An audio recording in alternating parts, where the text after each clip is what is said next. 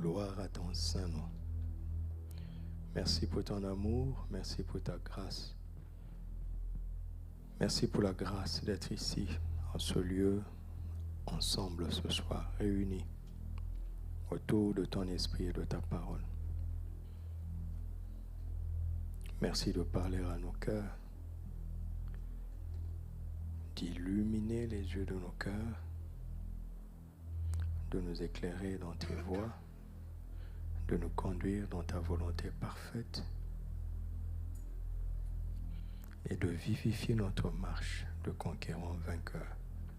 Au nom de Jésus, Amen.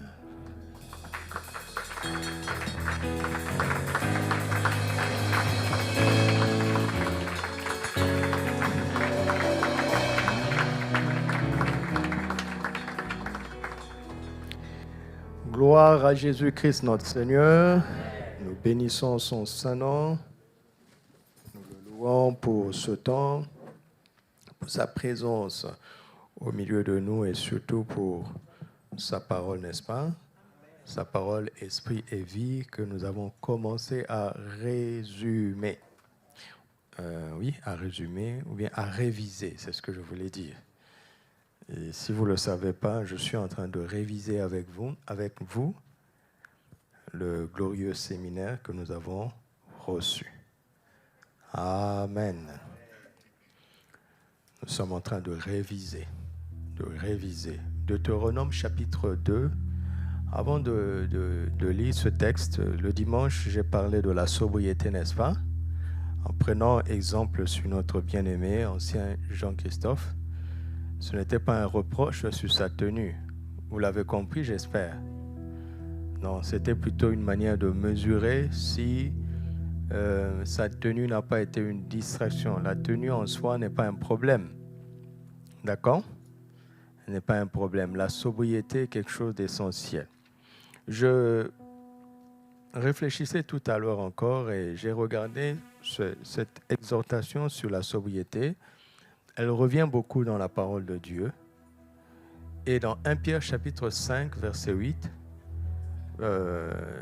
l'apôtre Pierre nous exhorte en disant « Soyez sobres, veillez, car votre adversaire, le diable, rôde. » Les écrans ne sont pas allumés. Qu'est-ce qui se passe? Les écrans devant moi. Votre adversaire, le diable, rôde comme un lion rugissant, cherchant qui il dévorera. Vous voyez donc, la sobriété est un terrain que le diable aime. Le manque de sobriété, je voulais dire. Le manque de sobriété. Être sobre, c'est simplement être loin de toute forme d'excès. Par exemple, la tenue qu'il a portée le dimanche, dans le pays d'où il vient, s'il porte ça, au milieu des gens qui portent ça, il n'y a aucun problème. C'est-à-dire que c'est tellement normal pour tout le monde. Par exemple, on peut vous dire, il y a des milieux où si tu portes un costume rouge, on dit c'est extravagant. Mais si tu as porté un costume rouge, dans un milieu où il y a des costumes verts, fluo, et tout ça, il n'y a aucune extravagance. Vous comprenez? Il faut toujours remettre les choses dans leur contexte. C'est pour dire que tout ce qui prête à la distraction, tout ce qui détourne l'attention du Seigneur est propice au diable. Mettez ça dans la parole vivante, vous allez voir, il parle de la distraction. 1 Pierre 5, 8, il dit « Ne vous laissez pas distraire, soyez vigilants. » Là où il y a la distraction, de quelque forme que ce soit, le diable trouve un moyen de dévorer. Nous devons donc veiller sur nous-mêmes et cultiver la sobriété. Pourquoi? Parce qu'il ne faut pas qu'il y ait des choses qui détournent l'attention du Seigneur, qui détournent le focus de la parole de Dieu. Parce que la parole de Dieu est le point culminant de nos rassemblements, pas le prédicateur. D'accord? La parole de Dieu. Cela veut dire quoi? Dès le moment où on commence à chanter, si on chante la parole, on touche à ce point culminant. On ne chante pas en attendant que le prédicateur ne se lève. La parole de Dieu dans les salutations, quand vous vous saluez, La parole de Dieu dans l'accueil, dans la manière dont vous faites les choses, elle emmène la présence de Dieu. Car Dieu est un avec sa parole. Alléluia.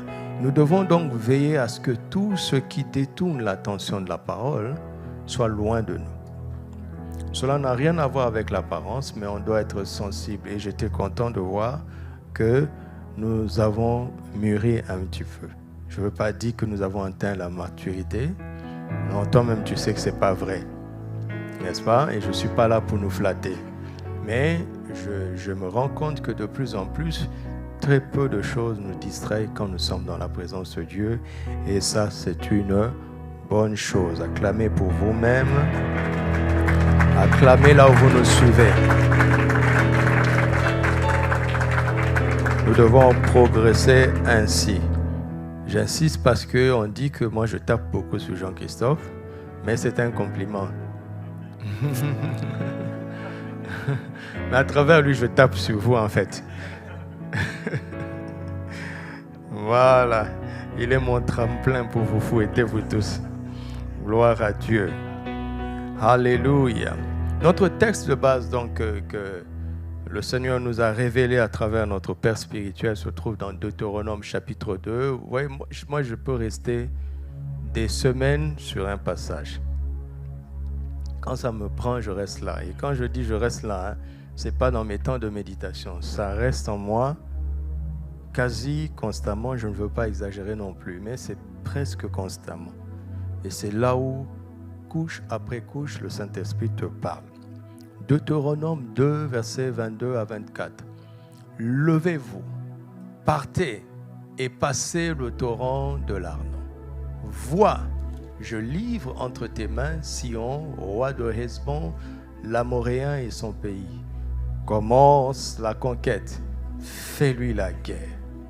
Je vais répandre dès aujourd'hui la frayeur et la crainte de toi sur tous les peuples qui sont sous le ciel. Et au bruit de ta renommée, ils trembleront et seront saisis d'angoisse à cause de toi. C'est une parole extraordinaire, n'est-ce pas? Diminue un peu. C'est une parole extraordinaire.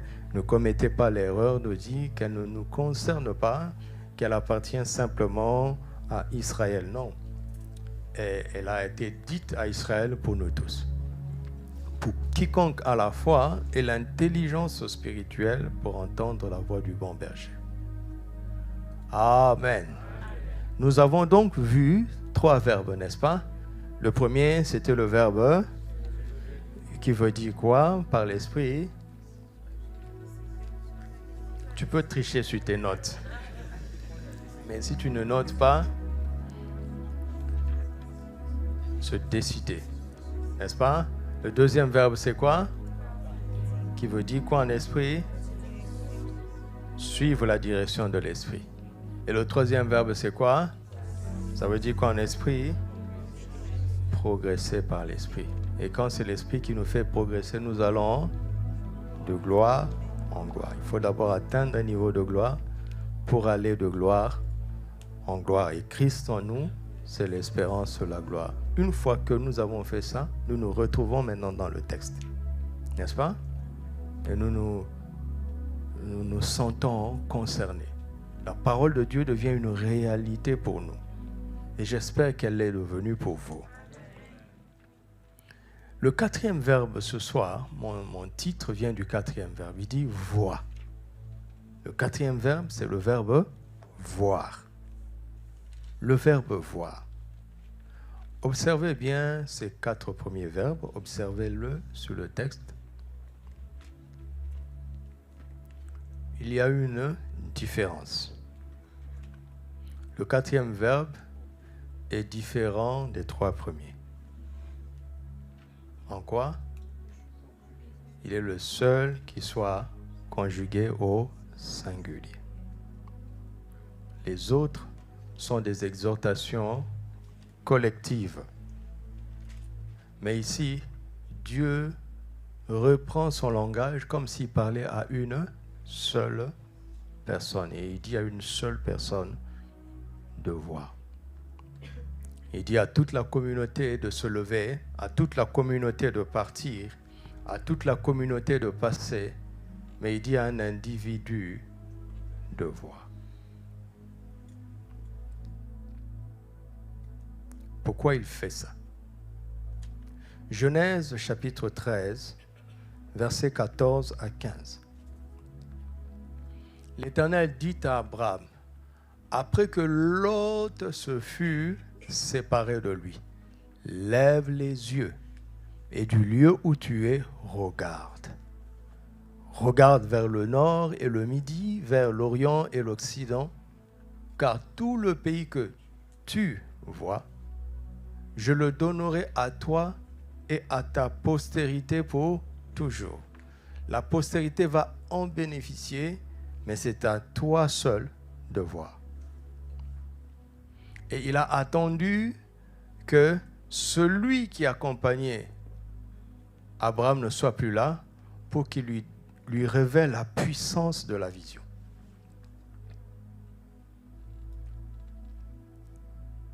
L'autre, vous le savez, veut dire voile.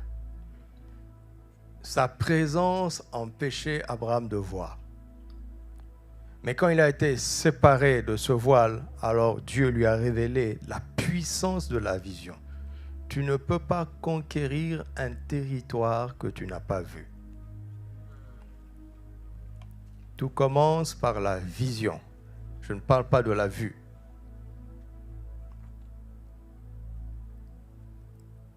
Tout commence par la vision. Mais ça, c'est des choses que tu ne vois pas avec quelqu'un d'autre. Là, maintenant, nous sommes sur un terrain de la solitude. Une bonne solitude avec Dieu. Jusqu'à ce que nos yeux spirituels s'ouvrent.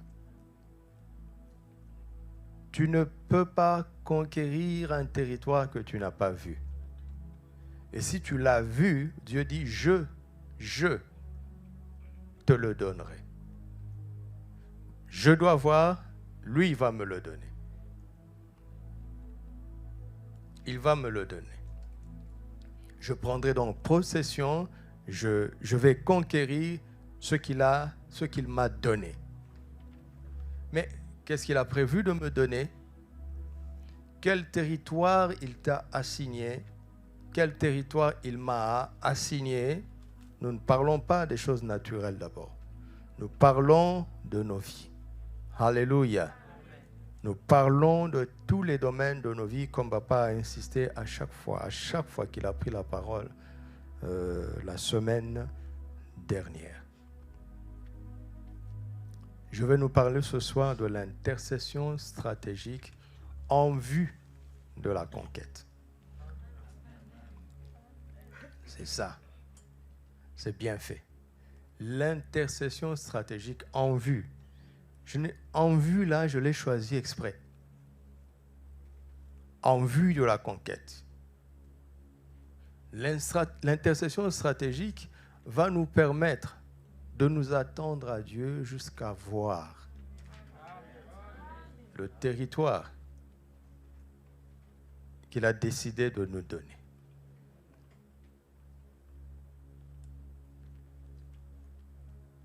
Amen. Dans la parole de Dieu, les exhortations des 3 premiers verbes dans toute la parole de Dieu sont le plus souvent collectives. Et le commandement de voir est le plus souvent individuel, personnel. J'ai regardé, j'ai dit, mais waouh! Il y a beaucoup de choses que nous pouvons faire en tant que communauté. Mais il y a des choses que nous ne ferons pas en tant que communauté. Et même si on approfondit, on va voir qu'en réalité, ce que nous appelons le 4e verbe était le premier verbe.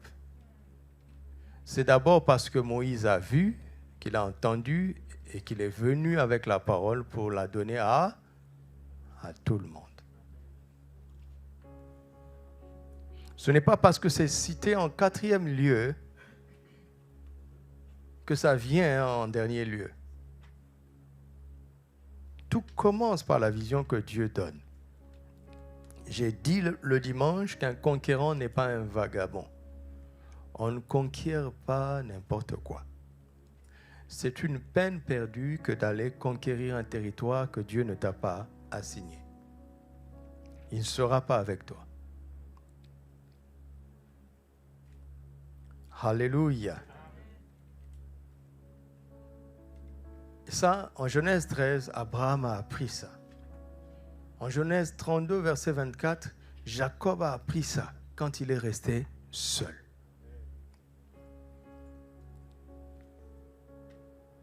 Amen. En Genèse 37, Dieu a donné des songes à Joseph, à lui seul. Et ça a modifié le cours de son existence. Et il a fini par conquérir ce qu'il avait vu en songe, n'est-ce pas? Et après Joseph, nous avons Moïse, dont nous parlons déjà. Après Moïse, il y a Josué qui a pris le flambeau, et ainsi de suite. Samuel, David et tous ces prophètes ont eu cette grâce de voir ce que Dieu avait prévu pour eux et pour le peuple. Jésus, n'en parlons pas. Pierre de même, l'apôtre Pierre. Paul de la même manière. L'apôtre Jean. Tout le livre de l'Apocalypse est une écriture des visions qu'il avait eue lorsqu'il a eu la révélation de Jésus-Christ.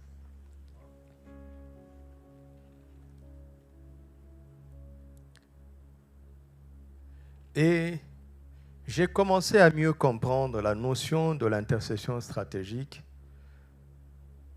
durant ce séminaire passé. C'est là où on voit vraiment que quand on parle d'intercession, il ne s'agit pas d'une réunion de prière. L'intercession stratégique n'est pas l'intercession ordinaire. L'intercession ordinaire, c'est notre réunion de prière ensemble. Elle est très importante. Je veux montrer qu'elle n'est pas négligeable. Mais l'intercession stratégique, c'est quand un homme se tient seul dans la présence de Dieu, jusqu'à ce que Dieu lui ouvre les yeux, jusqu'à ce que Dieu lui ouvre l'entendement, pour qu'il puisse voir, pour qu'il puisse entendre, pour qu'il puisse comprendre. D'ailleurs, tout conducteur dans la maison de Dieu doit d'abord pratiquer l'intercession stratégique. Celui qui conduit le temps de prière doit se préparer tout seul jusqu'à voir ce que Dieu veut faire avec la réunion, où Dieu veut nous emmener. C'est un intercesseur stratégique qui doit conduire l'intercession ordinaire.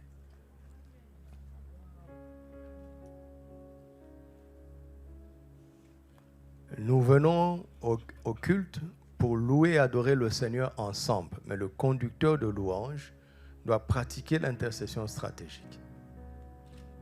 Il ou elle doit voir comment est-ce que l'Esprit nous attend d'adorer le Seigneur et de le glorifier. Et il vient et il entraîne tout le monde. Il refait le chemin qu'il avait déjà fait en secret.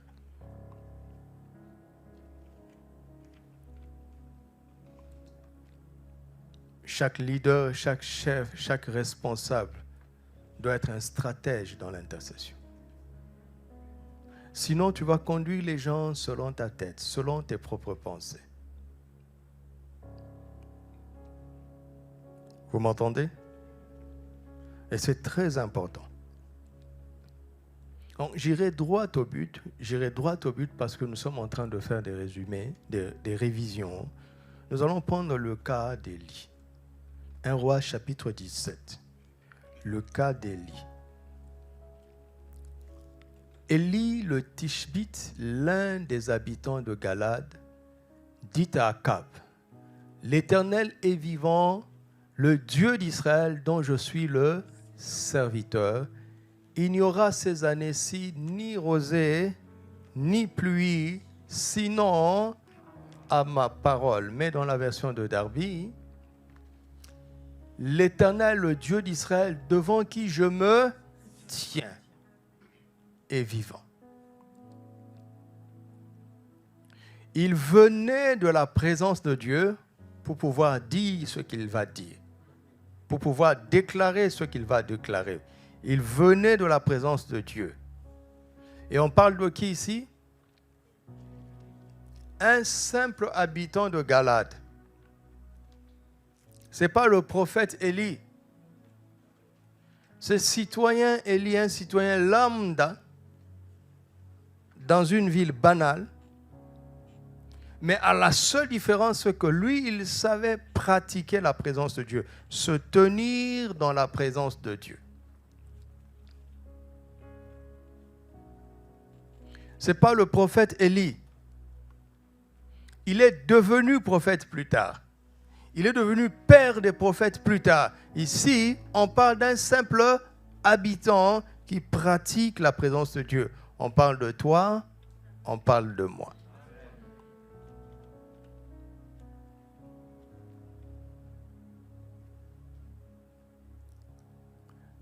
Ce point de départ nous concerne tous. Tous. Je dis bien tous. Continuons la lecture, verset 2. Et la parole de l'Éternel fut adressée à Élie en ces mots. Il a parlé de la part de Dieu, n'est-ce pas? Maintenant, Dieu va lui parler. OK? Il a parlé aux autres, Dieu va lui parler à lui-même. Dieu a parlé par lui, maintenant Dieu va parler pour lui. Pour lui. Pars d'ici, dirige-toi. Il y a la direction. Il a vu que Dieu allait fermer le ciel. Et il se leva et il prit la décision. Il fait preuve de courage pour déclarer la parole de Dieu. Et quand il déclare ça, le Seigneur, maintenant pour prendre soin de lui, le Seigneur va lui donner une direction. Je ne sais pas combien de fois les chrétiens ont besoin de comprendre ça. Dieu résout nos problèmes par la direction.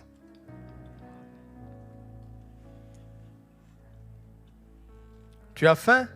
Ce n'est pas du pain dont tu as besoin, c'est d'une direction. Tu as une difficulté? Ce n'est pas d'une solution toute faite dont tu as besoin, mais d'une instruction.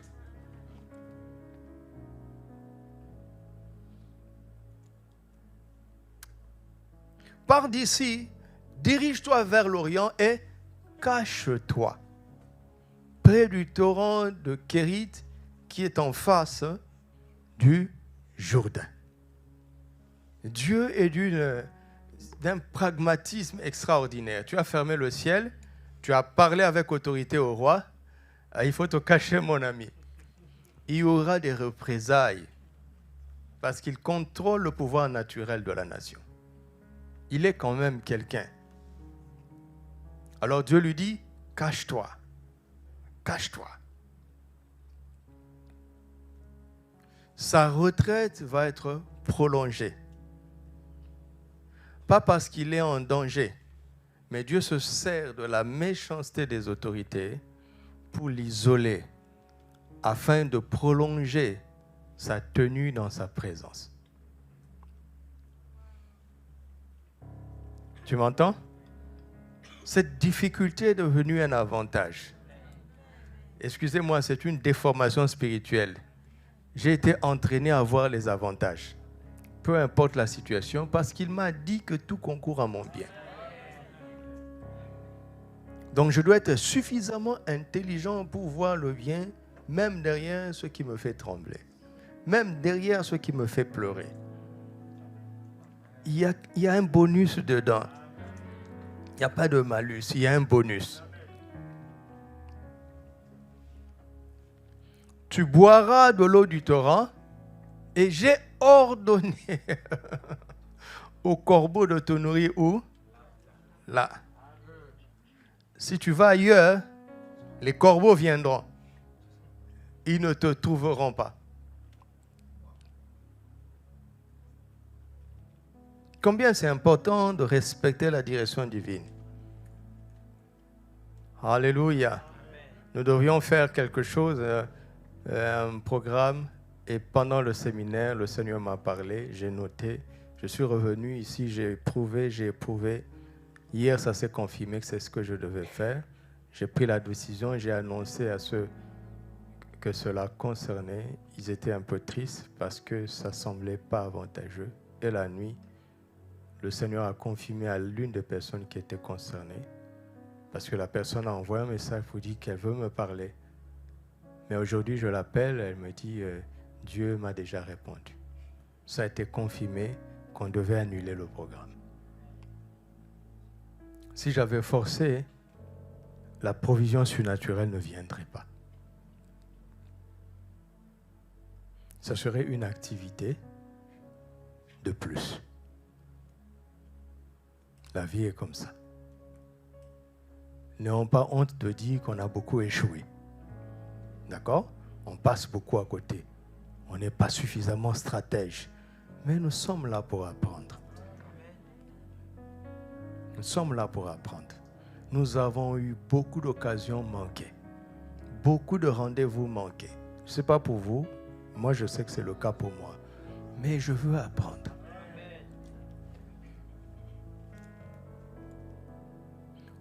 Personne ne peut forcer Dieu à faire ce que lui veut et là où lui il veut. Non. Dieu a dit là. Les corbeaux ne connaissent pas une autre adresse. Si tu vas ailleurs, tu passes à côté. Nous sommes en train de faire cette longue lecture pour voir comment Dieu a fait grandir Élie dans l'intercession stratégique. Et c'est dans cette fidélité qu'il va devenir un prophète. Et c'est dans la fidélité encore qui va engendrer des prophètes.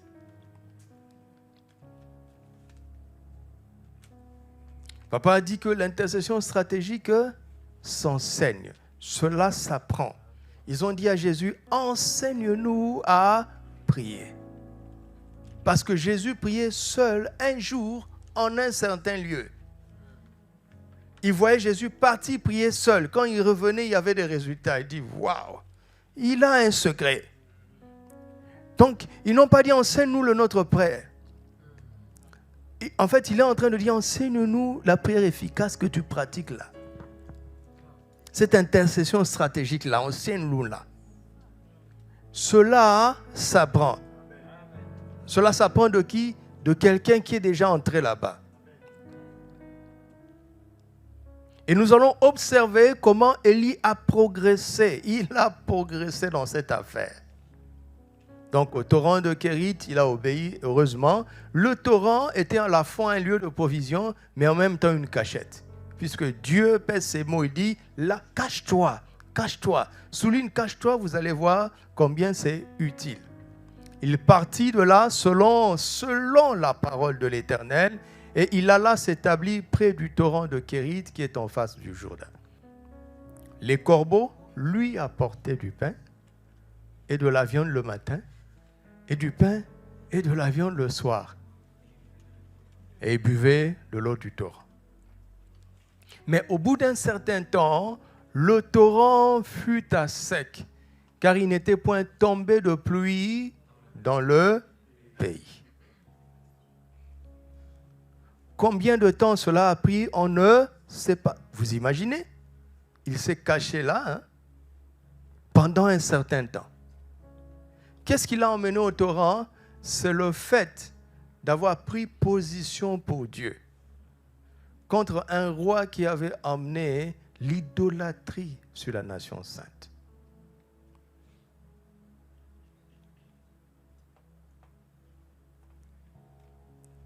Il a ressenti le cœur de Dieu, la tristesse de Dieu. Il a décidé d'être en désaccord avec le roi. Parce que le roi s'opposait à Dieu. Il a ressenti le fardeau de Dieu. L'intercession stratégique commence d'abord par le fardeau de Dieu.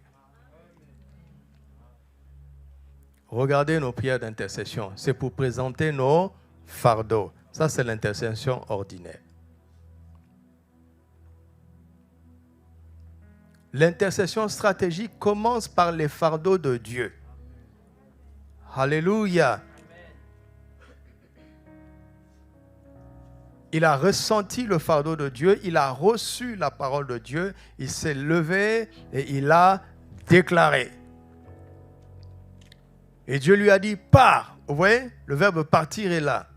Il lui donne une direction précise. Et il va là-bas, et là, je vais vous montrer comment il va passer du torrent de Kérit à Sarepta. Le troisième verbe. Il progresse de gloire en gloire. La première gloire était symbolisée par le fait d'être entretenu par des animaux, des corbeaux. Il faut aller dans une gloire supérieure, non?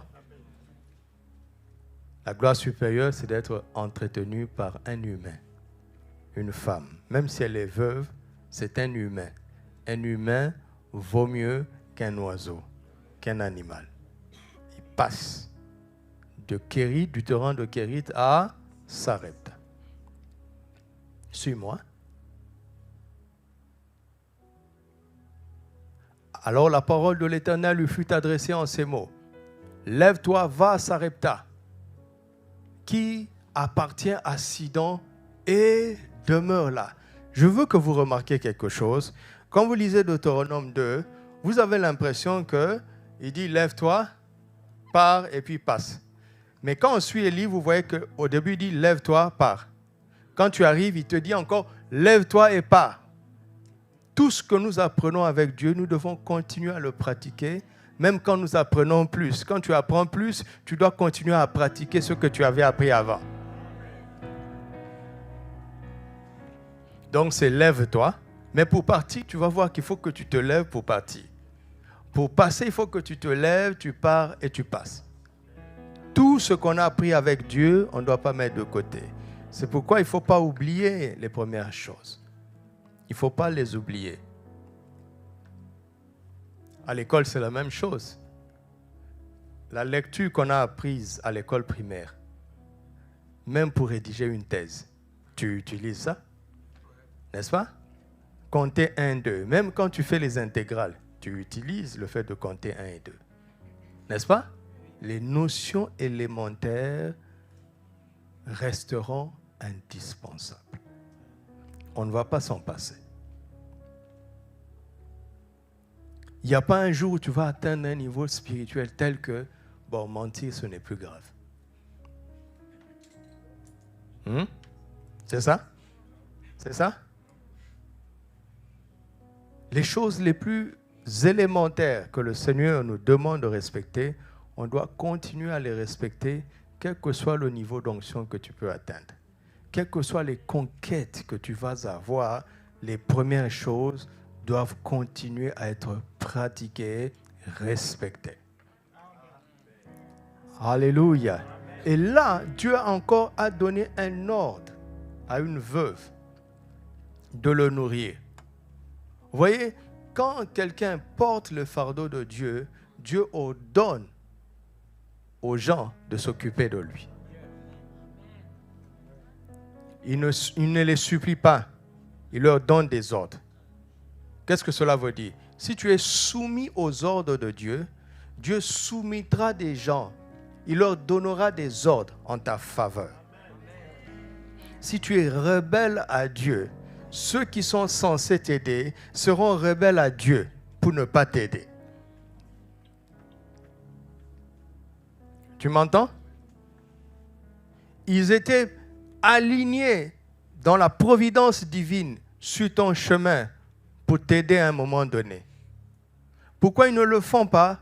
C'est à cause de ta rébellion, à cause de ta désobéissance, à cause de ton insoumission.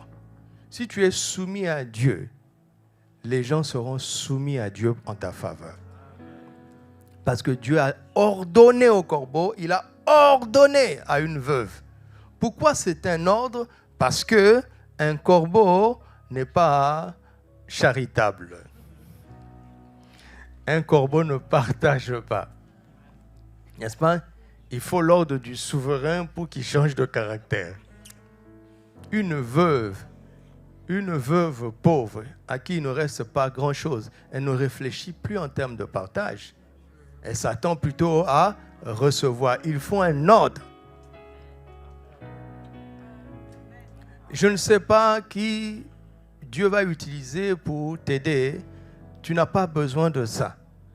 Là où tu dois te cacher dans la présence de Dieu, tu dois combattre contre toute rébellion qui monte en toi, contre toute désobéissance qui monte en toi. Peu importe le temps que cela doit prendre, tu es là pour ça. Alléluia. Tu es là pour ça.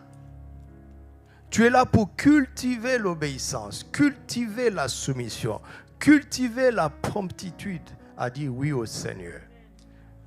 Alléluia. Tu es là pour combattre la chair. Tu es là pour t'affectionner aux choses de l'esprit. Tu es là pour ne plus t'affectionner aux choses de la chair. Donc tu es là pour conquérir, pour être un conquérant sur le terrain de l'obéissance. Dans ta relation avec Dieu. C'est ça le premier territoire là. Ça n'a rien d'extérieur. Chacun ici sait là où il résiste à la volonté de Dieu. Chacun sait là où il est le plus faible, le plus souvent. Chacun, tu ne le sais pas? Tu ne le sais pas? Alors, tiens-toi dans la présence de Dieu. Dis-lui, Seigneur, aide-moi à régler ce problème. Aide-moi à triompher de ce trait de caractère. Aide-moi à me débarrasser de cette faiblesse. Alléluia. Alléluia. Mais qu'est-ce que nous on fait? On va dans la présence de Dieu pour lui bombarder. Seigneur, donne-moi, donne-moi, donne-moi. Tout est déjà pourvu. Vous ne croyez pas, hein? Tout est déjà pourvu. Maintenant, il faut que les ressources soient libérées.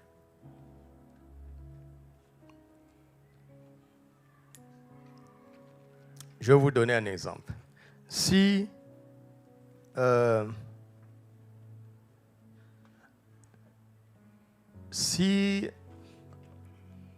votre parent vous dit « Ne fais pas ça, ne fais pas ça », et un jour vous le surprenez en train de le faire lui-même, vous allez l'écouter encore, il n'est plus crédible, n'est-ce pas?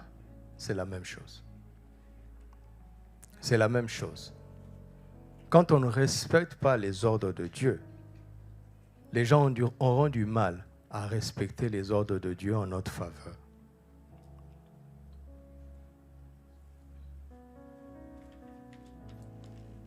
Vous m'entendez? Dieu n'a pas supplié le corbeau, il n'a pas supplié la veuve. Il leur a ordonné. En faveur de qui? En faveur d'une personne qui lui était soumise. Ce sont des secrets de la vie comme ça. Vous m'entendez? Hey, est-ce que vous recevez? Ce sont des secrets de la vie. Hein? Quelqu'un a été désigné pour t'aider. Et Dieu ne lui laissera pas le choix. Il recevra un ordre en ta faveur. Mais qu'est-ce que toi tu fais des ordres de Dieu? Les gens peuvent perdre le sommeil pour toi. Et si toi tu ne dors pas pour lui, tu m'entends? Les gens vont prendre tes fardeaux, les adopter comme leurs fardeaux. Si toi tu prends les fardeaux du Seigneur et tu les adoptes comme les tiens, les gens vont se mettre en danger en ta faveur si toi tu te mets en danger pour le Seigneur. Est-ce que vous entendez? Dans la suite de la lecture, vous allez vous rendre compte que la veuve de Sarepta a couru un risque d'héberger Élie. Pourquoi? Parce que Élie avait couru un risque d'héberger la parole de Dieu.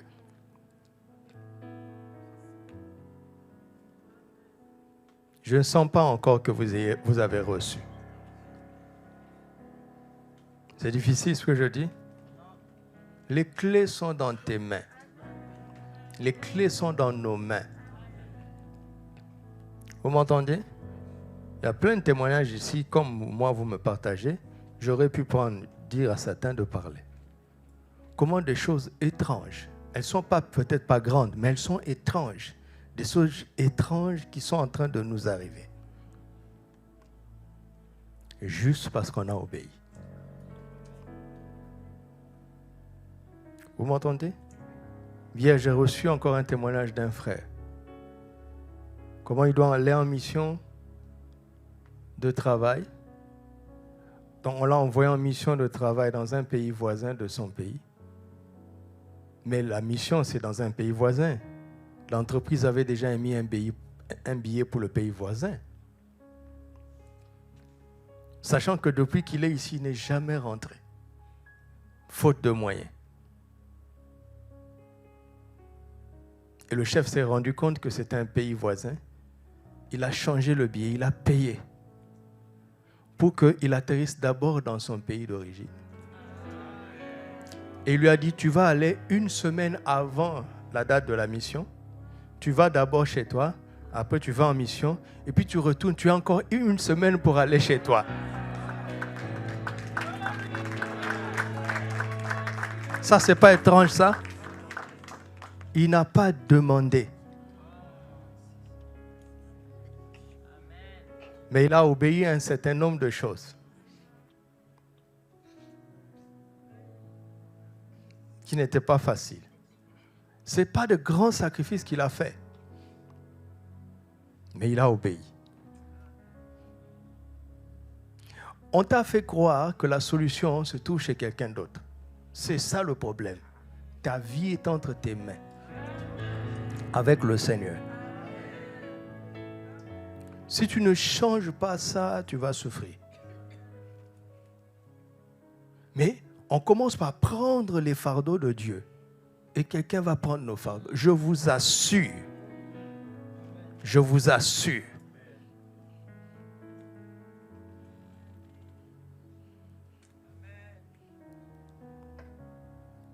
Au début, quand il se tenait dans la présence de Dieu, c'était pour ressentir le cœur de Dieu. Et là, il a ressenti le cœur de Dieu par rapport à l'état de la nation. Et Dieu lui a donné une parole stratégique. N'est-ce pas? Le ciel va être fermé. C'est une stratégie divine pour ramener le cœur du peuple à Dieu. Et papa disait que l'intercession stratégique ne sort pas seulement avec les stratégies, mais avec les clés. Dieu lui a donné les clés pour fermer le ciel.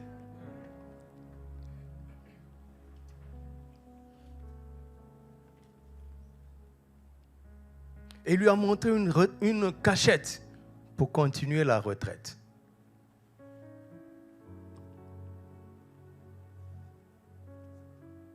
Donc il a commencé à entrer dans les stratégies de Dieu pour la guérison de la nation, pour la résurrection de la nation qui avait sombré dans l'idolâtrie. Et comme le spirituel et le naturel vont toujours ensemble, Dieu va l'envoyer à Sarepta, où il va commencer à voir le surnaturel divin dans la cuisine. Une petite chose. Le vase qui contenait de l'huile, le pot qui contenait la farine ne s'épuisait plus.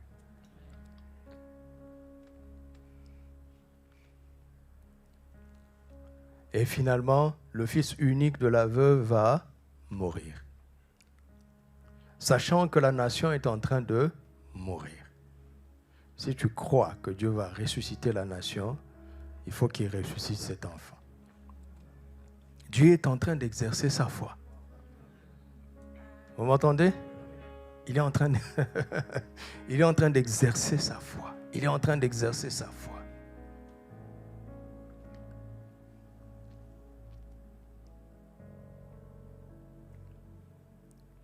Élie est entré chez la veuve en regardant la veuve comme sa solution. Mais plus tard, les rôles vont s'inverser. La veuve va se rendre compte que, mais tiens, ce n'est pas moi qui suis en train d'aider cette personne. C'est plutôt elle qui est en train de m'aider. Parce que depuis qu'il est venu dans ma maison, mon repas ne s'épuise plus. Les gens qui vous aident là vont vous respecter. Parce qu'ils vont comprendre qu'en fait, c'est vous qui êtes en train de les aider. Alléluia. Tiens-toi toujours dans la présence de Dieu. Et les gens se rendront compte. Ils se rendront compte. Chez Potiphar, Joseph était un esclave. Mais Potiphar se rend compte que ce gars-là, il y a une grâce qui l'accompagne. Pourquoi? Il se tient dans la présence de Dieu. Cette grâce-là est en toi. Cette grâce-là est en moi.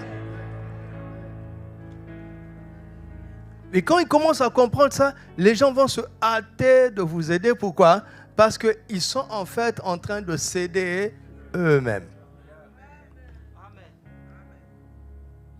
Ils ne sont pas des mendiants. Nous sommes les enfants du Dieu vivant. Tiens-toi dans la présence de Dieu. Tiens-toi dans la présence de Dieu.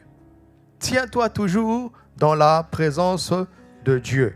Et vous voyez, ce n'est pas mon but, mais vous voyez que Élie est en train de progresser. Il est en train de progresser. Là, il va expérimenter la puissance de la résurrection. Il est en train de monter. Sa foi est en train de monter. Il va sortir de là pour une confrontation. Il n'a pas peur. Il s'est entraîné. Il s'est exercé. Où? Dans la présence de Dieu et avec les réalités de la vie quotidienne. Ce que tu vas apprendre avec le Seigneur se fera à partir de tes réalités de la vie quotidienne.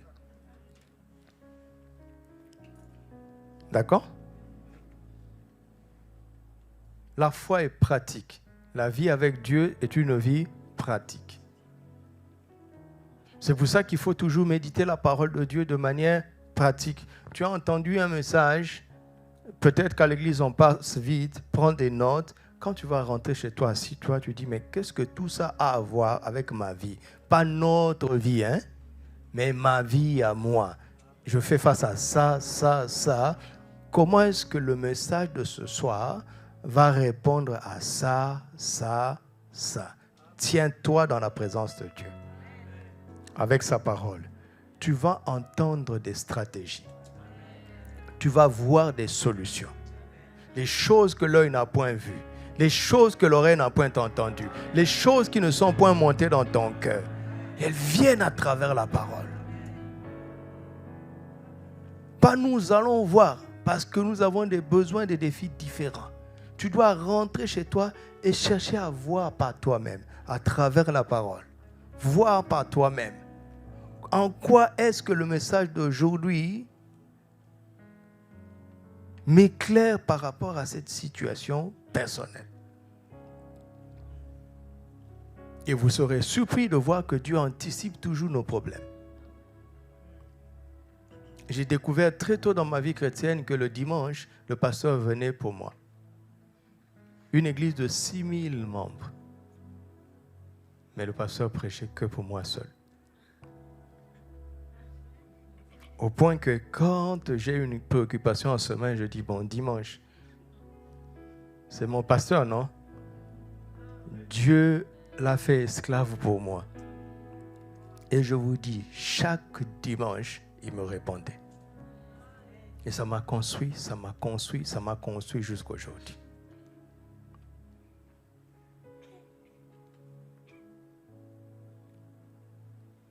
Le message du culte, c'est bien fait pour toi. Ça a été préparé pour toi. Le message de ce soir a été préparé pour toi. Le torrent de chaque jour est préparé pour toi. C'est comme ça que ça fonctionne.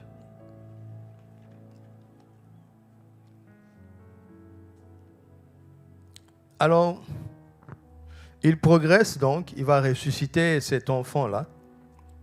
Nous sommes maintenant au chapitre 18. Bien des jours s'écoulèrent et la parole de l'Éternel fut adressée à Élie dans la 3e année. Va, présente-toi devant Akab et je ferai tomber la pluie sur la face du sol. Nous savons grâce à Jacques que c'est 3 ans et demi plus tard. Il a probablement fait des mois au torrent des Kérith, dans sa première cachette. En tout cas, entre le torrent de Kérith et Sarepta, ça fait 3 ans et demi. Supposons que Élie ait fait seulement 1 année chez la veuve de Sarepta. L'huile ne s'est pas vidée pendant 1 année. La farine ne s'est pas épuisée pendant 1 année.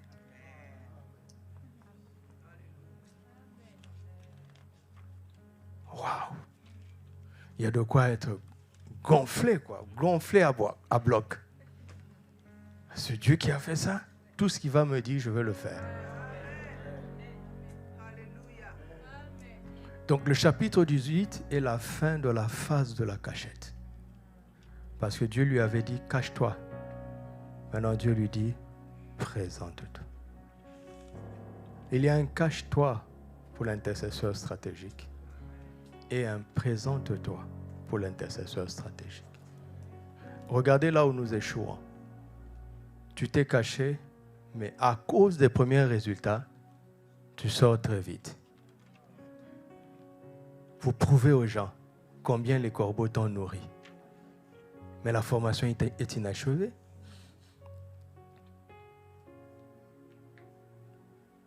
Parce que de la même manière que Dieu est en train de former son commando, le diable aussi forme les siens.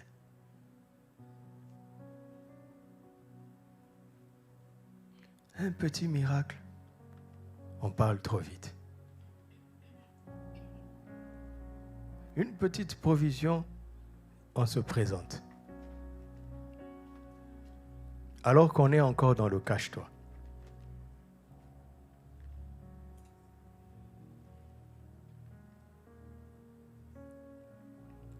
Pourquoi? Parce que c'est beaucoup plus agréable à la chair de se tenir devant les hommes que de se cacher et de se tenir devant Dieu. Tu le sais, non? Tu le sais très bien. Quand tu décides de te retirer, tout en toi te pousse à sortir. Il faut le savoir.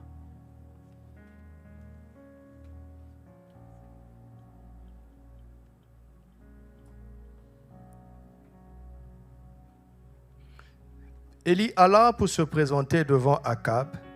La famine était grande à Samarie. Et Akab fit appeler Abdias, chef de sa maison. Or, Abdias craignait comment? Waouh! Abdias faisait quoi? Il craignait beaucoup l'Éternel.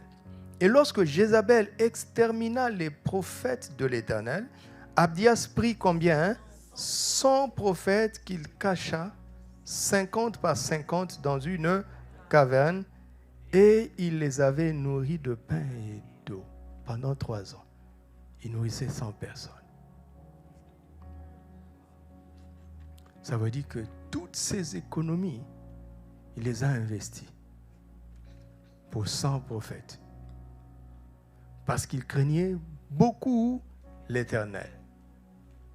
Mais je découvre une chose, c'est qu'en Israël, il restait 100 prophètes. Alors que Élie n'était qu'un habitant de Galade. 100 prophètes qui ne font aucune différence, qui se contentent simplement d'être logés, nourris, protégés. Ils ne font aucune différence, mais ils sont prophètes.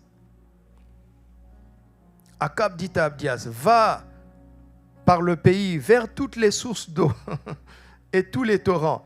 Peut-être se trouvera-t-il de l'herbe et nous conserverons la vie aux chevaux et aux mulets. Verset 7. Comme Abdias était en route, voici Élie le rencontra. Abdias, l'ayant reconnu, tomba sur son visage et dit, « Est-ce toi, mon seigneur Élie ?» Il lui répondit, « C'est moi. Va, dis à ton maître, voici Élie. » Ça veut dire, je suis là. Écoutez ce qu'Akab va dire. Et Abdias dit, « Quel péché ai-je commis pour que tu livres ton serviteur entre les mains d'Akab qui me fera mourir ?» Ça veut dire quoi? Ça veut dire que si tu avais vu Élie et que tu ne l'avais pas livré à Akab, Akab te tuait. Ça veut dire que la veuve de Sarepta a couru un grand risque.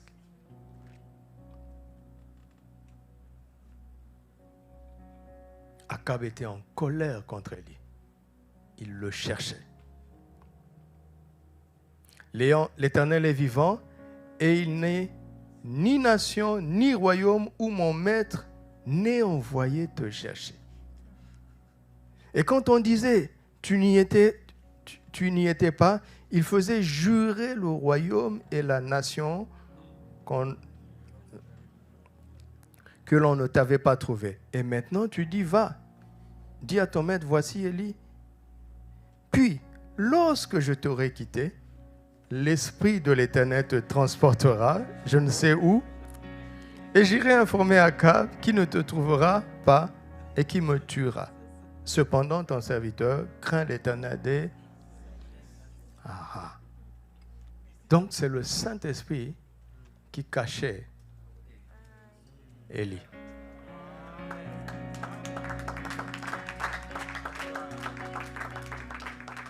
Il n'avait pas quitté le pays.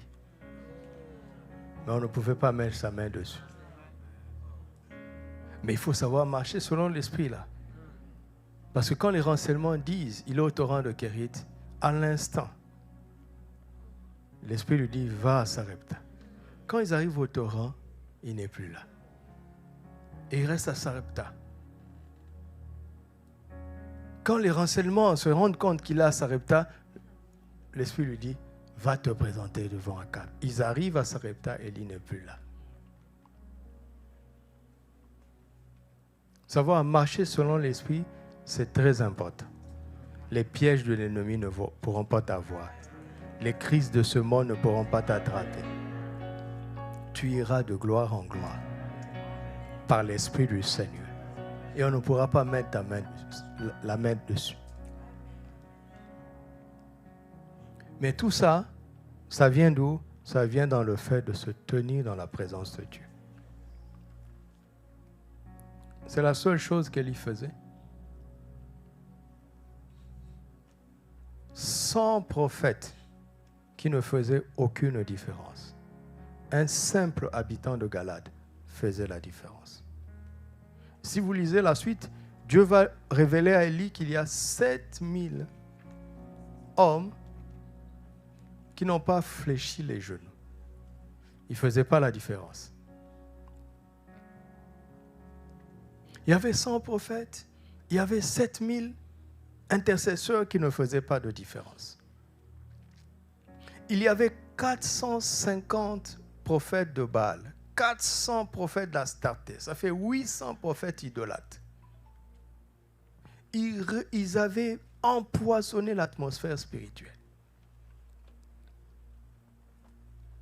Un seul homme a été plus fort que 850 prophètes du diable. Un seul homme qu'on n'appelle pas prophète. Quel était son secret? Il se tenait dans la présence de Dieu.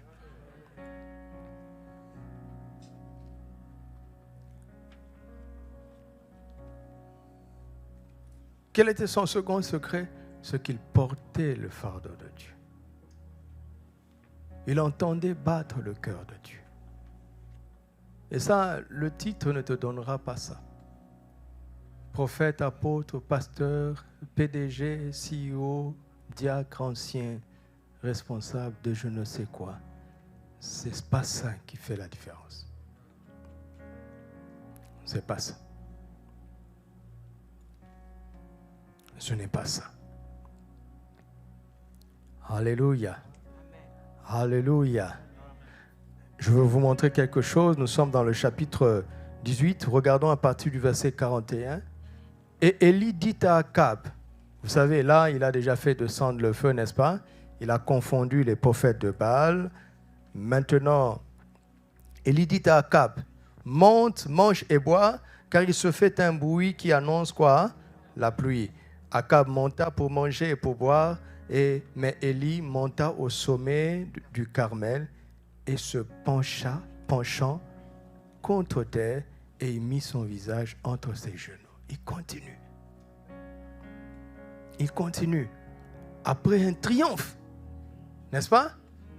Après un triomphe, il vient de faire descendre le feu. Mais il continue. Il continue. Verset 43. Et il dit à son serviteur, monte. Il fait quoi? Regarde du côté de la mer. Le serviteur monta, il regarda et il dit, il n'y a rien. Élie dit 7 fois, retourne.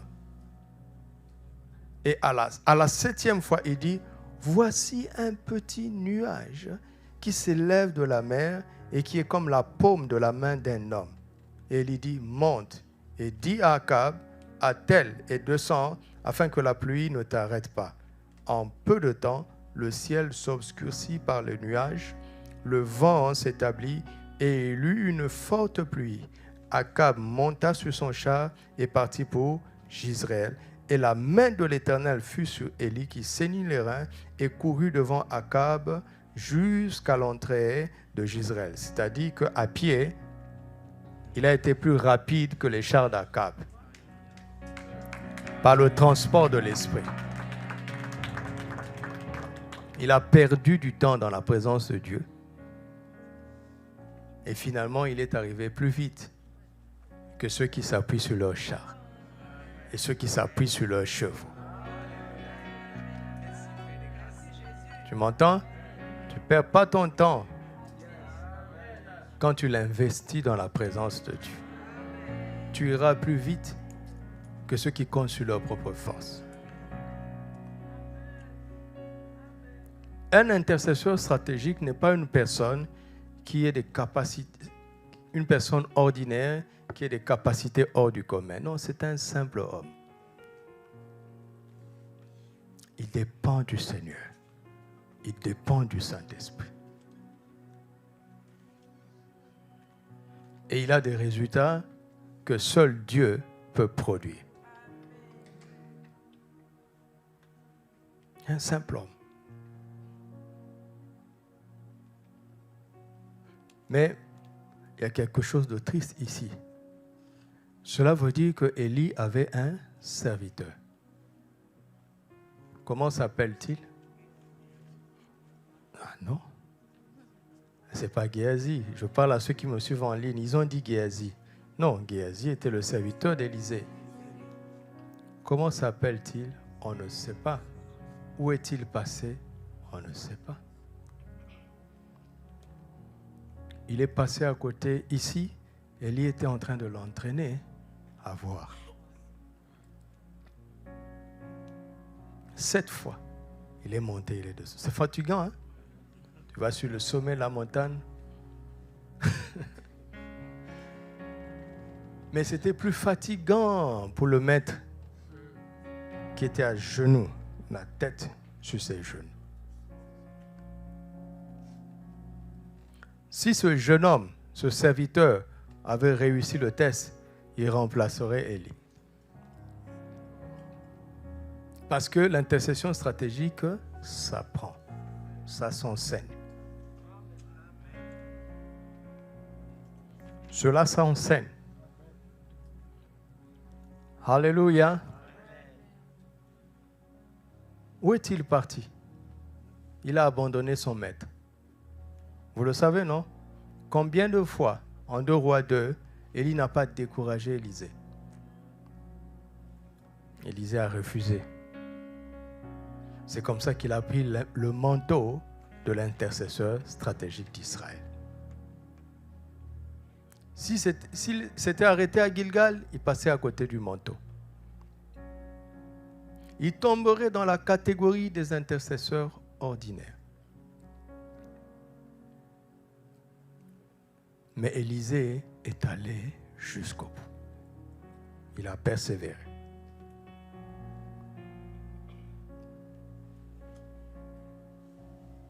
Il était proche d'Élie pour voir à la fois les choses extraordinaires que la grâce de Dieu accomplissait dans la vie de son maître, mais pour voir aussi l'humanité de l'homme.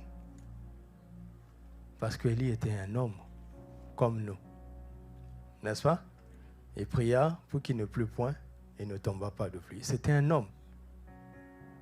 C'était un homme. Regardez au chapitre 19, Akab rapporta à Jézabel tout ce qu'avait fait Élie et comment il avait tué par l'épée les prophètes, tous les prophètes. Jézabel envoya un message à Élie pour lui dire que les dieux me traitent dans toute leur rigueur si demain, à cette heure, je ne fais de ta vie ce que tu as fait de la vie de chacun d'eux. Élie, voyant cela, se leva et s'en alla pour faire quoi? Et la suite, vous le savez, Élie a été découragé. Là, Dieu montre l'humanité de cet homme. Il dit, tu n'as pas besoin de devenir insensible pour être un intercesseur stratégique. Tu n'as pas besoin de devenir un ange. Tel que tu es là, Dieu t'a choisi pour ça. Avec tes faiblesses et tes faiblesses, il t'a choisi pour ça.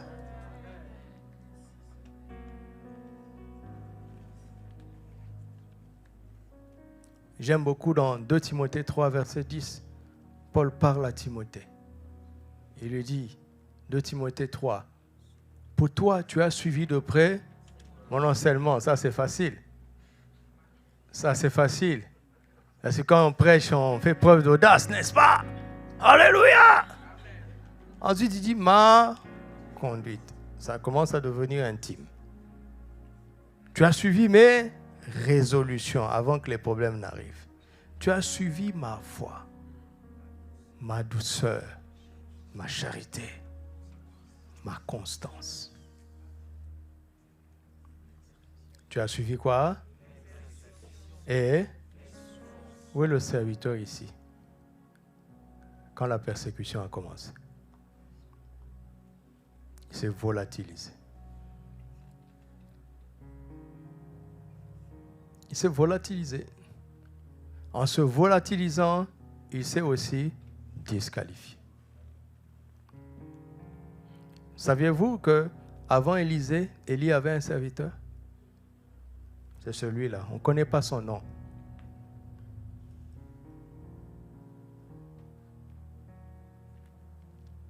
Parce qu'à force de voir les exploits de l'homme de Dieu, il s'est dit, ah, celui-là, c'est un surhomme. Comment est-ce que quelqu'un qui va faire descendre le feu du ciel, vaincre 850 prophètes, va fuir à partir d'une simple menace de Jézabel? Dieu montre ça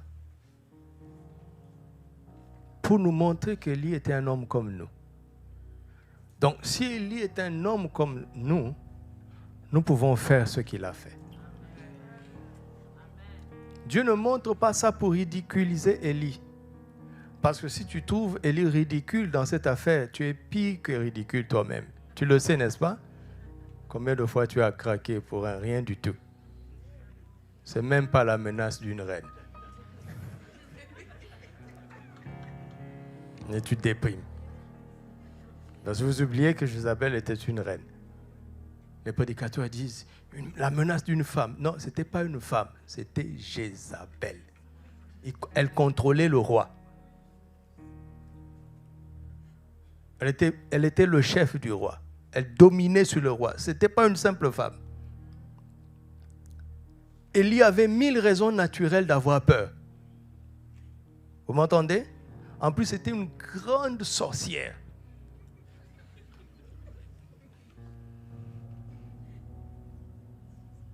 Mais Dieu ne veut pas honnir Élie. C'est pour nous qu'il fait ça. Vous m'entendez?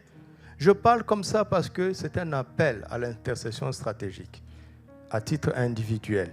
Et en pratiquant l'intercession stratégique, tu vas voir ton territoire. Tu vas le voir. Si tu ne le vois pas, tu ne vas pas y entrer. Tu vas le voir. Ce n'est pas une affaire d'avoir 10 ans de vie chrétienne. D'accord? Quand tu veux expliquer quelque chose à un enfant, tu descends à son niveau, n'est-ce pas? Tu parles son langage. Va, tiens-toi dans la présence de Dieu. Il va descendre à ton niveau. Il va parler ton langage. Il va te faire comprendre. Il va te faire comprendre. C'est étrange, hein? Des choses qu'on a vues, on y est entré. C'est étrange. C'est étrange, hein? Parfois, quand je rentre en moi-même, je pense que je n'avais vraiment pas cru. Et pourtant, Dieu l'a fait.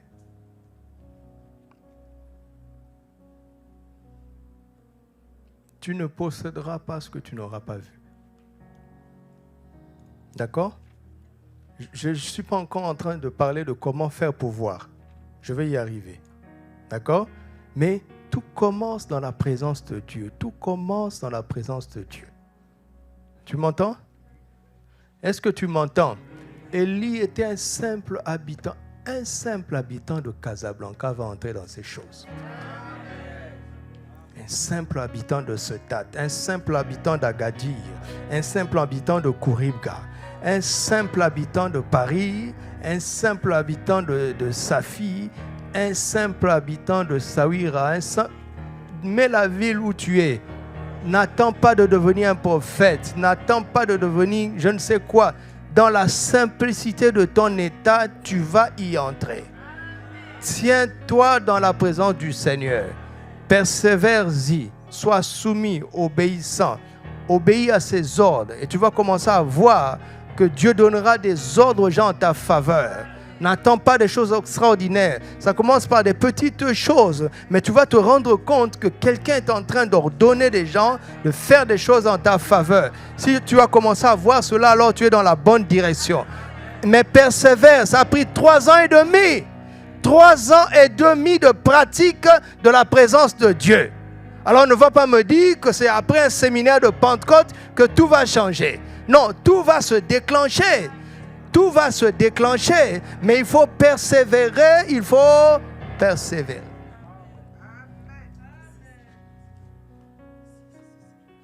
Il faut persévérer.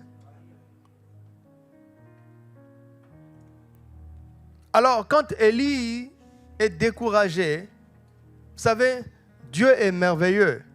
Vous avez, il y a une pensée qui tourne dans la tête d'Élie, et c'était ça son point faible. Je suis resté seul. Je suis resté seul. Ça tournait en boucle. À chaque occasion qu'il avait, ça sortait. Je suis resté seul. Élie, j'ai envoyé Abdias pour te montrer que tu n'étais pas seul. Il y a 100 prophètes. Donc vous êtes 101. Ça ne l'a même pas touché.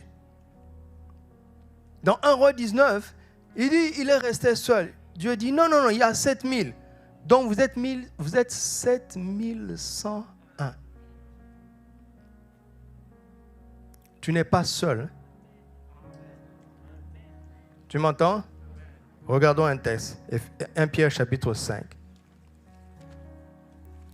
1 Pierre chapitre 5.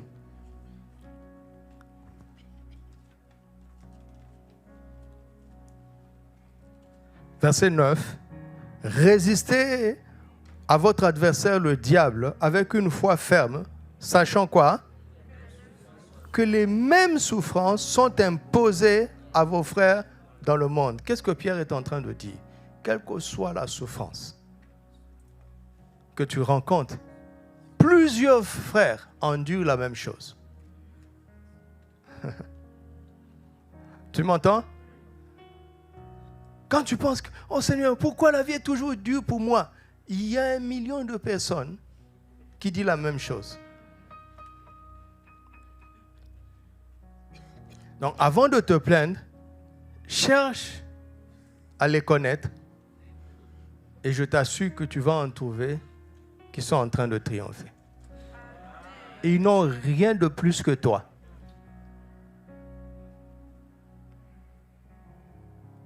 Mais la stratégie du diable, c'est de nous faire croire qu'on est seul. Voici là où l'homme avait commencé à se tromper. Malgré les exploits extérieurs, il pensait qu'il était seul. Question. Je suis resté longtemps sur cette question. Seigneur, mais il ne faisait pas de différence, les 100 prophètes. Les 7000 hommes qui n'avaient pas fléchi ne faisaient aucune différence. N'est-ce pas? Dieu dit oui. Mais ils étaient importants pour moi. Parce que je me servais de leur présence pour aider mon fils Élie. Les intercesseurs ordinaires ne faisaient aucune différence. L'intercesseur stratégique était en train de monter, de monter, de monter. Il faut que l'ennemi l'arrête. L'ennemi ne peut pas nous arrêter, à moins qu'il nous emmène nous-mêmes à nous arrêter. Ce sont les paroles d'Élie qui ont mis un fin à son ministère. La mort m'est préférable à la vie. Regardez. Quand tu oses dire, il n'y aura plus de pluie sinon à ma parole, ça veut dire quoi? Ta parole est puissante. Maintenant, si la même bouche qui parle avec autorité dit la mort m'est préférable à la vie, pourquoi Dieu va accompagner ta parole de sa puissance quand tu fermes le ciel et il ne va pas l'accompagner quand tu fermes ta vie? Dieu manquerait d'intégrité. Et Satan là, il observe. Élie a parlé. Il n'y aura plus de pluie sinon à ma parole. Dieu a accompagné sa puissance parce que ce n'est pas Élie, n'est-ce pas? C'est le Saint-Esprit, n'est-ce pas? Maintenant, Élie a parlé. Je ne suis pas meilleur que mes pères. C'est assez maintenant. Éternel, prends mon âme. Si l'Éternel ne fait pas ça, Satan va dire, objection, votre honneur. Il y a 2 poids et 2 mesures là. Est-ce que vous m'entendez? Donc, qu'est-ce que l'ennemi va faire? Il va lui mettre la pression. Puisqu'il a découvert que le secret de la force d'Élie se trouvait sur sa bouche. Il va lui mettre la pression.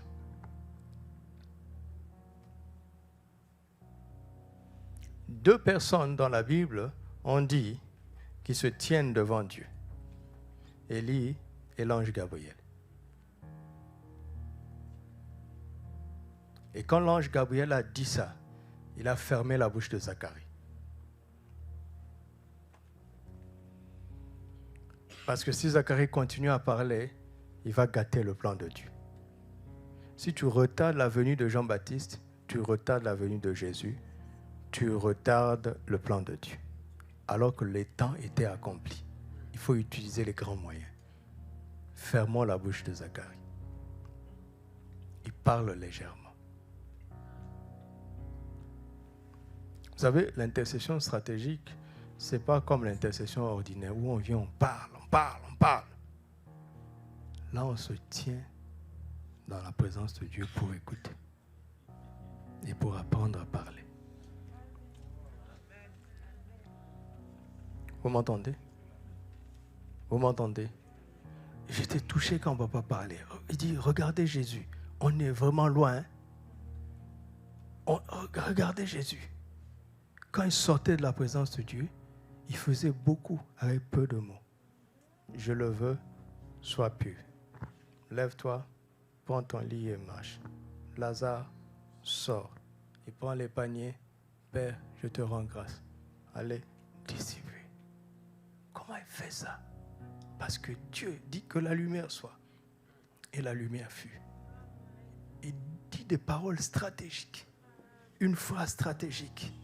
Et cela, ça prend. C'est-à-dire, on se tient dans sa présence pour apprendre à parler comme lui. Pour pouvoir apprendre à parler comme lui, il faut apprendre à l'écouter. Dans l'intercession ordinaire, on parle. Dans l'intercession stratégique, ce n'est pas comme ça.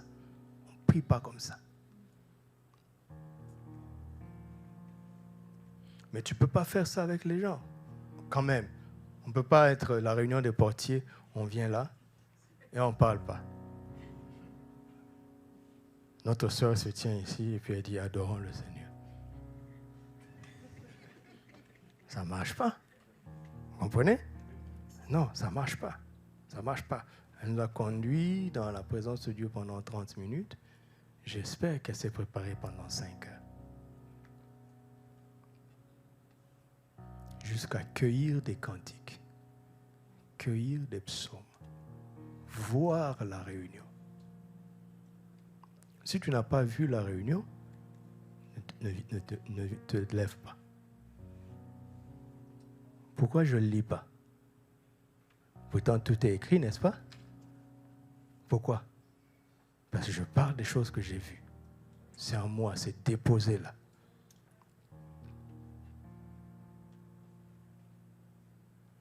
Jusqu'à voir la réunion, tu vas la voir.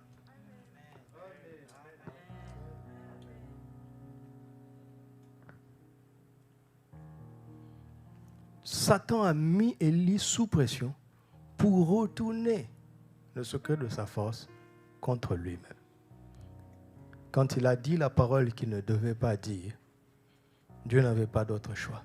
Dieu va lui montrer que l'onction, dimanche nous parlerons de l'onction, l'onction d'Élie était telle qu'il fallait 2 rois et un grand prophète pour le porter. Il ne savait pas. Il ne savait pas. S'il en était conscient, il ne fuirait pas après Jézabel, n'est-ce pas? Mais il a fui pourquoi? Regardons. Je suis en train de vous parler des choses que Dieu doit régler dans le secret quand on se tient. Il a fui pourquoi? Pour sauver sa vie. Il avait bien commencé. Quand il y a commencé, il avait mis sa vie en danger. Il n'avait pas peur pour sa vie jusqu'à craindre la mort. Mais quelque chose s'est passé avec le temps. 3 ans et demi plus tard, Élie a retrouvé l'amour de sa propre vie. Quand est-ce qu'il s'est trompé? On ne sait pas. Je te parle? Où en es-tu? Où en es-tu? Quand tu commences à dire des propos du genre, mais ça fait 5 ans que je sers le Seigneur de tout mon cœur, mais rien ne change. Fais attention. Fais attention. Au début, tu ne pensais pas comme ça. Malgré tes exploits extérieurs, l'ennemi est tellement rusé, qu'il avait commencé à faire croire à Élie qu'il était le seul et que sa vie était importante. Vous entendez? Une vie ne compte que si elle est utile pour Dieu.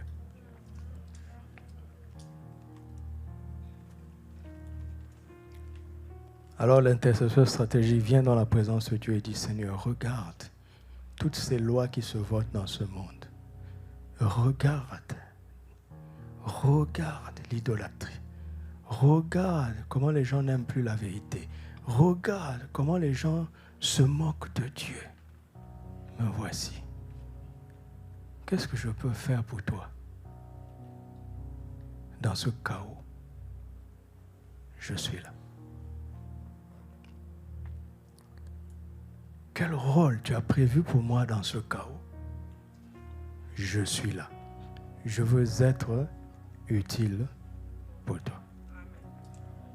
Parce que dans un monde qui se moque de Dieu, si tu veux devenir important dans ce monde, qu'est-ce que tu dois faire? Tu vas faire comme eux? Ça vaut la peine?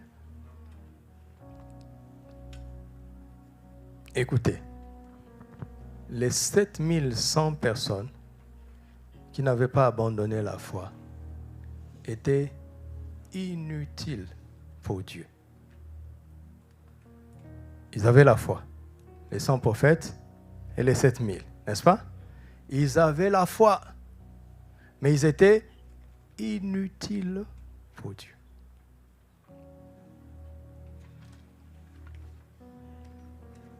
Un seul a été utile pour Dieu. C'est déjà bien de ne pas abandonner la foi. D'accord? Mais ce qui compte, c'est d'être utile pour Dieu. Et pour être utile pour Dieu, il faut se disposer à porter ses fardeaux. Son royaume doit toujours être la priorité. Je ne vous ai pas perdu, j'espère. Frères, sœurs chrétiens, si tu lâches ça, c'est pas bon. C'est pas bon. Et ce sont ces gens-là à qui Dieu va révéler les stratégies pour le salut de la nation. Ce n'est pas au pasteur, au prophète que Dieu va donner les directives stratégiques. Non, non, non. C'est à ce jeune homme, à cette jeune fille qui est prête à porter les fardeaux de Dieu, qui vit pour lui être utile. Il ne vient pas avec ses projets pour que Dieu les bénisse. Il vient avec sa vie pour que Dieu lui confie ses projets. Vous m'entendez? Est-ce que c'est cette vie chrétienne qu'on mène aujourd'hui? Franchement. Écoutez les chants. C'est simple pour moi. Hein. Quand j'arrive quelque part, que je vous donne un secret. Si vous arrivez dans un pays, écoutez les artistes. D'accord? Écoutez les chanteurs. Écoutez les comédiens. Écoutez leur cinéma. C'est eux qui ont la température de l'atmosphère de la nation. Vous entrez dans une église, écoutez les chants. Vous comprenez tout de suite ce que le peuple est venu chercher. Écoute ton répertoire. Quand tu vas rentrer, les chants que tu aimes le plus là, c'est pas mauvais, d'accord? Maintenant, quand tu vas rentrer, analyse les paroles. Tu vas savoir si tu vis pour Dieu ou bien si tu veux que Dieu vive pour toi.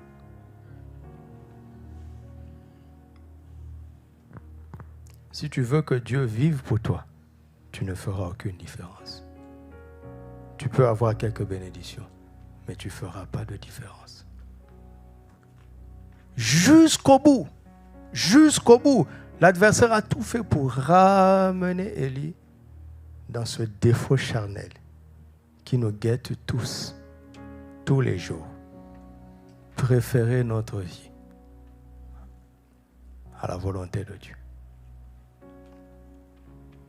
Ça ne te guette pas?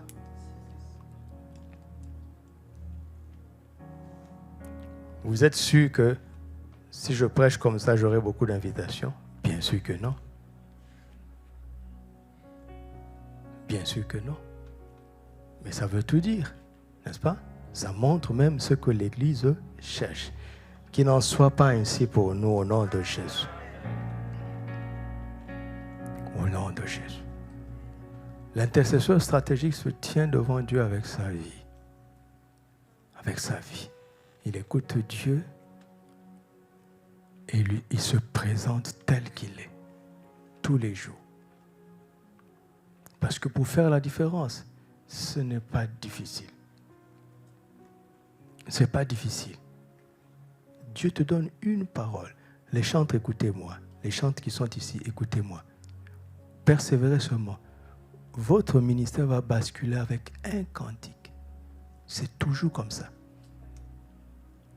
À partir de ce cantique-là, tu passes à une autre dimension. Darlene, c'était ça. Shout to the Lord, all the earth, let us sing. N'est-ce pas? Sinach, c'est je vis avec puissance, c'est tout. Après, c'est You are here. C'est le chant le plus repris jusqu'à aujourd'hui. Maintenant, là, dans ce temps-là, c'est le chant le plus repris. Un autre, c'est You are Yahweh. Mais une chanson aussi simple. Comment expliquer? Même moi, j'aurais pu composer ça. Franchement, c'est quand tu regardes, mais pourquoi tu n'as pas composé? C'est pas difficile. Persévère seulement. Dieu va te donner un petit cadeau qui va faire la différence. Mais est-ce que tu vas persévérer? C'est ça, hein? Élie est entré dans l'histoire avec quoi? Il n'y aura pas de pluie, sinon à ma parole. Hey, comment expliquer ça? Dieu travaille comme ça. Il nous appelle à ça. Ça veut dire qu'il a réservé un trésor pour toi. C'est un petit trésor, mais petit à la hauteur de Dieu, à l'échelle du ciel.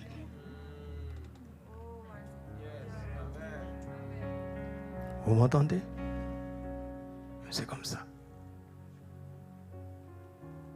Mais le combat, c'est de te ramener à te centrer sur toi-même.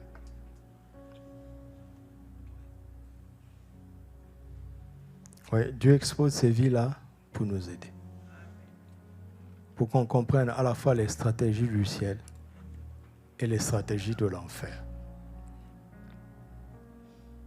Ne te décourage pas, d'accord?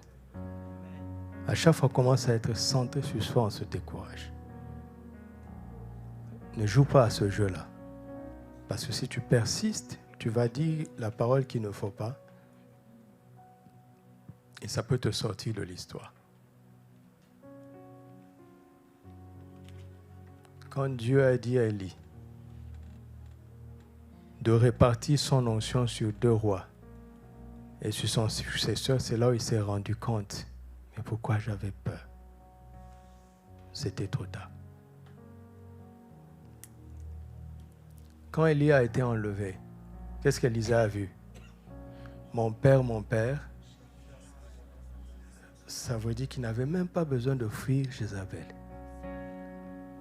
À lui seul, il était une armée. Mais il ne savait pas. Il ne savait pas. Où est-ce que je suis en train de nous amener? C'est que, avant de voir ton territoire, il faut que tu arrives à voir qui tu es en Christ. Tu comprends? Jeudi prochain, on continuera. Toujours dans l'intercession stratégique. On continuera. Il faut voir. Hein? Ma vie a changé à partir d'une délivrance qui était trop difficile pour moi à l'époque. C'est-à-dire, dans l'évangélisation, le Seigneur a amené sur mon chemin une personne qui était initiée dans l'occultisme depuis son bas âge. Une jeune personne, mais elle était allée très loin. Et moi, je lui ai juste présenté l'évangile et ça s'est déclenché. Et quand elle a rendu témoignage de ce qu'elle était, de ce qu'elle faisait, moi j'ai pris peur, j'ai pris le cas, j'ai amené le cas chez les responsables parce que j'étais loin d'être pasteur. J'étais un simple habitant de Kinshasa qui aimait la présence de Dieu. Et ne faites pas cette erreur. À chaque fois qu'on l'amenait dans le lieu de délivrance, on lui demandait à elle de raconter ce qu'elle faisait. C'est une bêtise. plus elle parlait, plus nous on avait peur. C'est une erreur. Ça je comprends, j'ai compris ça a posteriori. Et donc, on tournait en rond. C'était un cas difficile. Je ne veux pas entrer dans les détails. C'était un cas difficile. Et un jour, elle est venue à la maison. On me dit, elle est venue me voir. Je dis, elle va me voir pourquoi? Je suis qu'un simple frère.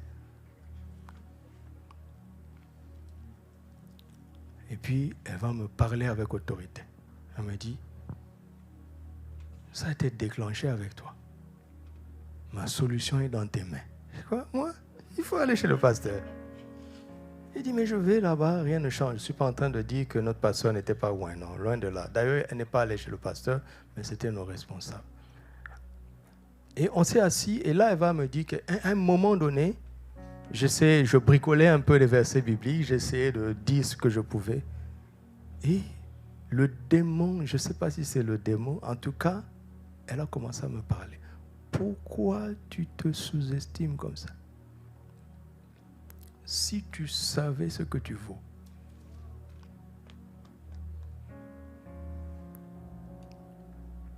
Ça m'a révolté et quand j'ai réagi, sa délivrance s'est faite ce jour-là, en moins de 10 minutes.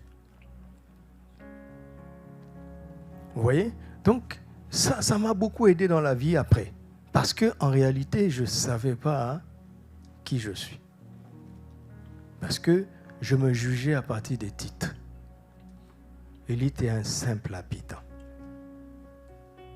Vous m'entendez? Il va devenir prophète, certes. Mais tout a commencé par un simple homme qui se tenait dans la présence de Dieu et qui s'est intéressé à comprendre ce que Dieu pense de tout ça.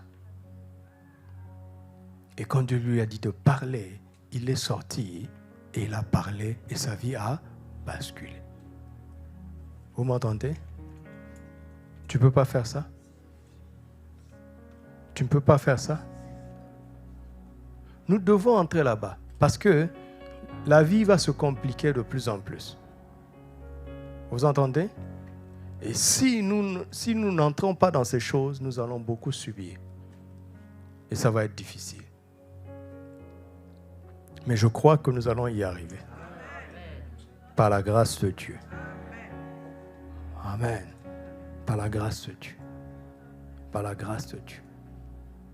Tiens-toi dans la présence de Dieu pour te préoccuper de ses fardeaux à lui et pour le laisser te montrer qui tu es pour lui, qui tu es dans sa main, qui tu es dans son plan, qui tu es dans cette génération. Vis pour être utile à Dieu. Alléluia. Tu peux avoir la foi tout en étant inutile pour Dieu. Tu peux avoir un ministère comme ces 100 prophètes et être inutile pour Dieu. Tu peux avoir une force de caractère. Tu ne fléchis pas les genoux. C'est bien, mais tu fais quand même rien pour Dieu. Tu comprends? Les 7000 avaient une force de caractère. Les Romains n'ont jamais réussi à amener les Juifs à adorer leurs idoles. Vous savez ça, non? Ils n'ont jamais réussi, mais ils les ont dominés quand même. Ils les ont conquis quand même. Tu ne fléchis pas les genoux, hein? C'est bien. Tu es chrétien, hein? C'est bien. Tu viens à l'église, hein? C'est bien. Mais Dieu nous dit ce soir, il veut que nous soyons utiles pour lui. Tu as un ministère, c'est bien. Hein? Mais Dieu dit, il faut que tu sois utile pour moi. Il y a un jeune homme qui n'avait pas de ministère, qui était un homme faible parce qu'on voit hein, dans la suite, qui n'avait pas une force de caractère finalement, Élie. Ça se voit pas? Ah oui. Mais au moins il a été utile. Pourquoi? Parce que tant qu'il se tenait dans la présence de Dieu, il devenait fort. Il recevait des instructions. C'est ça le vrai ministère. C'est de faire ce que Dieu te dit. Au lieu d'être dans une routine religieuse. Au lieu de faire ce que tu penses que tu dois faire. Le vrai ministère commence au pied du maître. Jusqu'à ce qu'il te parle. Ça commence dans l'adoration. Tu adoreras le Seigneur et tu le serviras lui seul. Qui ne peut pas faire ça? Le vrai ministère, ce n'est pas un titre. C'est une vie. C'est une vie d'adorateur où l'on se dispose à servir le Seigneur. C'est une vie où on cherche à porter ses fardeaux. Il va s'occuper de nos fardeaux. C'est comme ça que ça marche. Et c'est ça que papa appelle l'intercession stratégique. Commence à pratiquer ça dès ce soir. Et tu verras la différence. Amen. On va s'arrêter là ce soir. Jeudi, on va continuer sur le même thème. On va continuer par la grâce de Dieu, avec l'aide du Saint-Esprit. Je me tiens dans la présence du Seigneur. Le Saint des Saints est là. Dans les quelques minutes qui restent, commence à pratiquer ça. Commence à pratiquer.